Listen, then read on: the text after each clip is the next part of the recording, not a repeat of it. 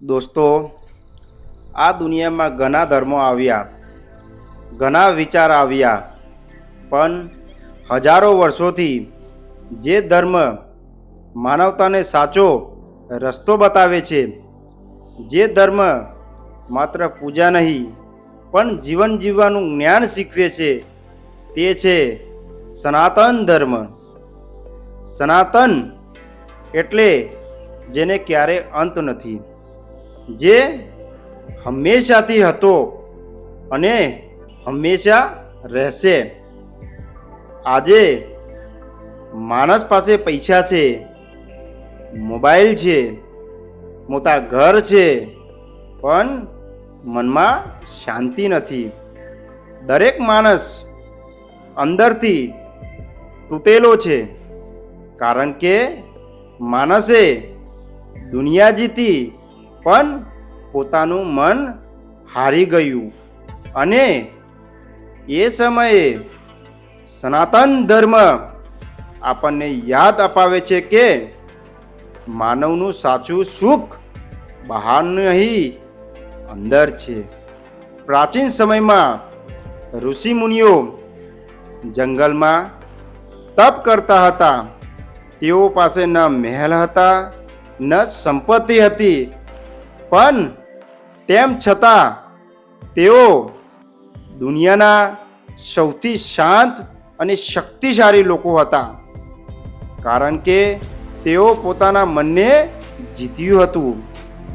સનાતન ધર્મ કહે છે, જો માણસ પોતાના ક્રોધને જીતી જાય, લોભને છોડી દે, અહંકાર દૂર કરે, તો એ માણસ ભગવાન સમાન બની જાય છે.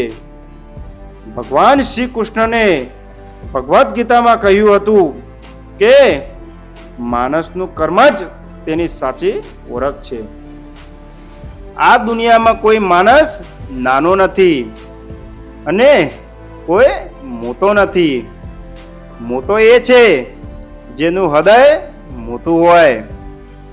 આજના સમયમાં માણસ મંદિર તો જાય છે, પણ મનમાં દેશ રાખે છે. સનાતન ધર્મ માત્ર મંદિર જવાનું નામ નથી.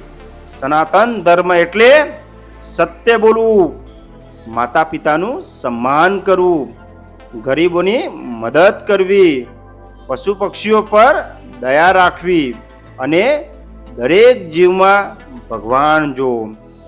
એક વખત એક ઋષિ પોતાની શિષ્યને પૂછ્યું, દુનિયાનું સૌથી મોટું મંદિર ક્યાં છે? શિષ્ય બોલ્યો, કાશી, મથુરા, દ્વારકા. ઋષિ હસ્યા અને બોલ્યા, શિષ્ય, ના, માણસનું હૃદય જ સૌથી મોટું મંદિર છે, કારણ કે જ્યાં પ્રેમ હોય ત્યાં ભગવાન પોતે રહે છે. દોસ્તો, આજનો માણસ સોશિયલ મીડિયામાં વ્યસ્ત છે, પણ પોતાના આત્માથી દૂર થઈ ગયો છે. સવારે ઉઠતા જ મોબાઈલ અને રાતે સૂતા પહેલાં પણ મોબાઈલ. પણ ક્યારેક પોતાના મનને પૂછ્યું છે કે હું કોણ છું અને હું જીવનનો સાચો અર્થ શું છે? સનાતન ધર્મ કહે છે, આ શરીર નાશવત છે, પણ આત્મા અમર છે. માણસ ખાલી હાથે આવે છે અને ખાલી હાથે જાય છે. સાથે જાય છે પોતાના કર્મ. એટલા માટે જ સારા કર્મ કરવાનું મહત્વ બતાવવામાં આવ્યું છે.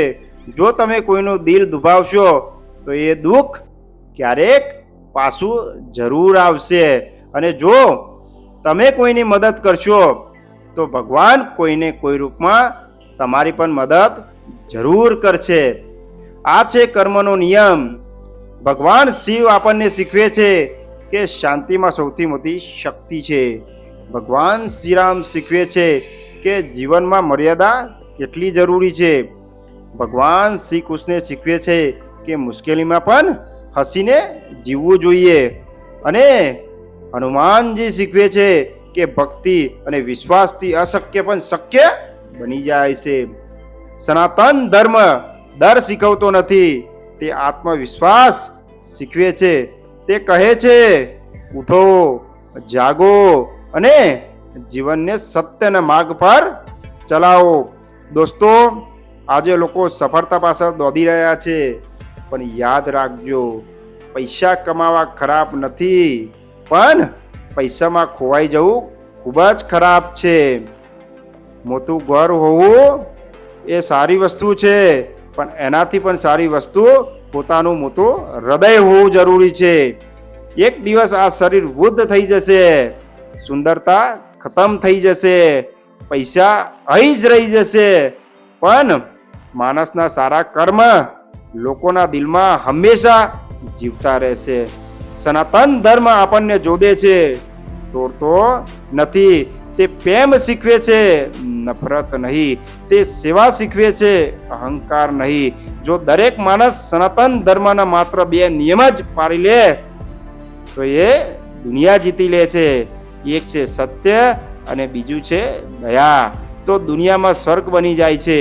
દોસ્તો, યાદ રાખજો, જીવનમાં કેટલું પણ અઘરું આવે, ભગવાન પર વિશ્વાસ જરૂર રાખજો, કારણ કે સૂર્ય મોડો ઉગે છે પણ અંધકારને હંમેશા હરાવે છે. આપણને ફરીથી પોતાની સંસ્કૃતિ તરફ વળવું પડશે. બાળકોને સનાતન ધર્મનું જ્ઞાન આપવું પડશે, કારણ કે જે સમાજ પોતાની સંસ્કૃતિ ભૂલી જાય છે તે સમાજ ધીમે ધીમે નબળો બની જાય છે.